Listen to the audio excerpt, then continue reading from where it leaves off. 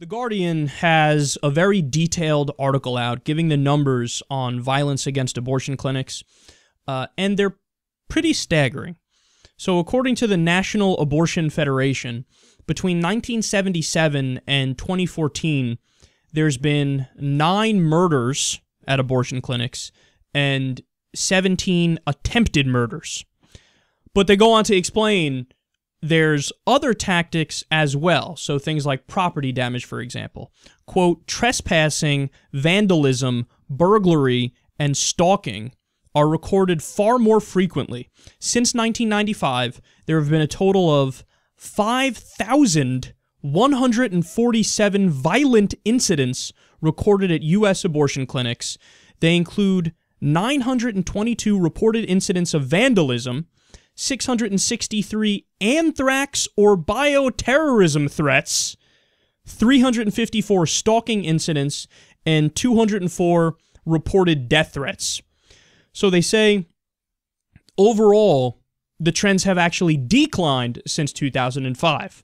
Now, there's been a slight uptick recently as a result of the release of those now debunked anti-Planned Parenthood right-wing hack videos, those smear videos. But overall, from 2005 until 2014, there was a decline.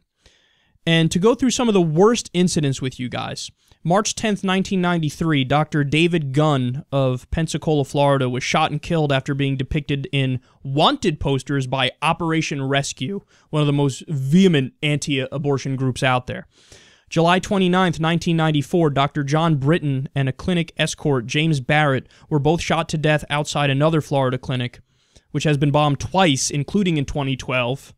December 30th, 1994, 2 receptionists, Shannon Lowney and Leanne Nichols, were shot and killed in Brookline, Massachusetts, by an abortion foe who had previously attempted murder in Virginia. January 29th, 1998, Robert Sanderson, a security guard at an abortion clinic in Birmingham, Alabama, died when the clinic was bombed. October 23rd, 1998, Dr. Barnett Slepian was killed at his home in Amherst, New York by a shooter with a high-powered rifle. May 31st, 2009, Dr. George Tiller, who provided late-term abortions, was shot and killed in the lobby of his church where he was serving as an usher. There's a gross irony there as well. November 27, 2015, 2 civilians and a police officer died during a 5-hour siege in which a lone wolf assaulted patients and providers at a Planned Parenthood clinic in Colorado Springs. Let me be clear here. The lone wolf is their words, not mine. So, for this far-right Christian terror, we need to push back in the battlefield of ideas. And in essence, this is the same thing that we always talk about when it comes to Islamic terror. And they got a laundry list as well. I mean, for example, I think in the past, what is it? Month or so, or 2 weeks, you've had attacks from Boko Haram, Al-Shabaab, Al-Qaeda, ISIS. Nearly 1,000 people have died from jihadist terror in just the past few weeks. So, we need to fight back in the battlefield of ideas on all of these fronts. And there's multiple ways to do that. So just to give one example here, as we spoke about last week, so in the case of ISIS, they talk about how we believe in the Quran is literally true, and they have this fundamentalist Salafi interpretation. Okay, well, there are parts in the Quran that say intoxicants, drugs, are from Satan. They're from Satan. You are slapping Allah in the face if you dare to do intoxicants. So then why is it that virtually all of the ISIS fighters are taking Captagon pills, which are amphetamine pills, to use on the battlefield? Now, wait a second, guys. I thought you said that you believe in the Quran. This is Allah. Who are you to disagree with Almighty Allah if He commands something in the Holy Quran? So you're taking drugs, but Allah says that's from Satan and that's an abomination.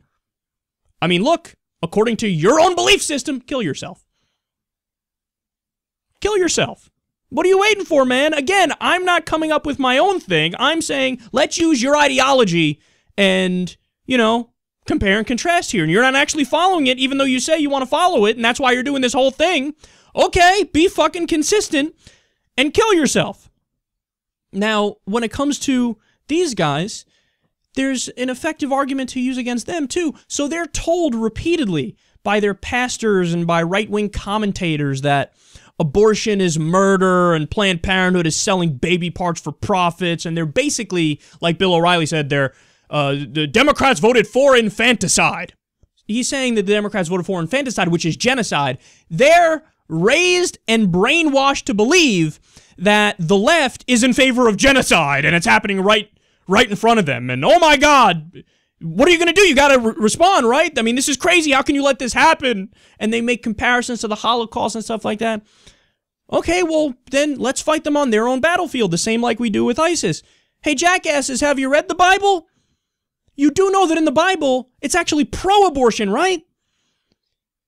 So, as we've discussed time and time again, there's one part of the Bible where God goes through Samaria and he rips out the fetuses from the stomachs of the women. That would be abortion. That would be God literally performing abortion.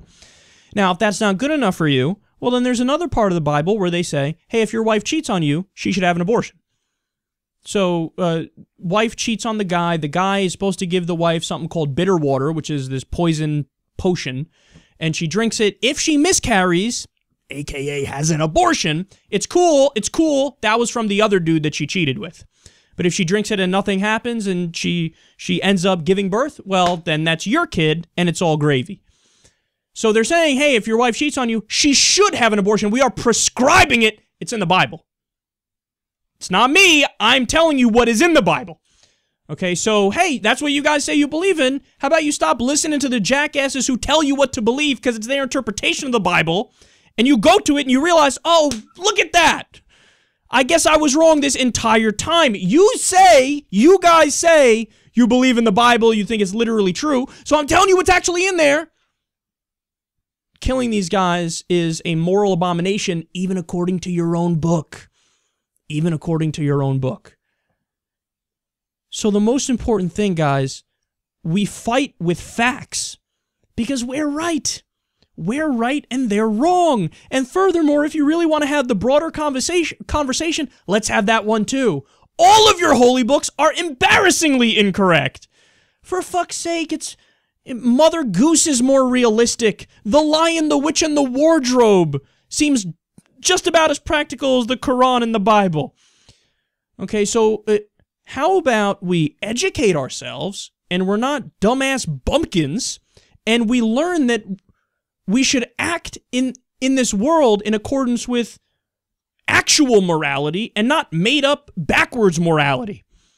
I mean, these guys, as they say they're pro-life, they kill people. If you can't wrap your mind around the contradiction in that logic, all I have to say is good googly moogly. But if we keep talking about it and we keep hammering it home and we keep telling them how stupid and embarrassing they are, given enough time, you chip away and you win.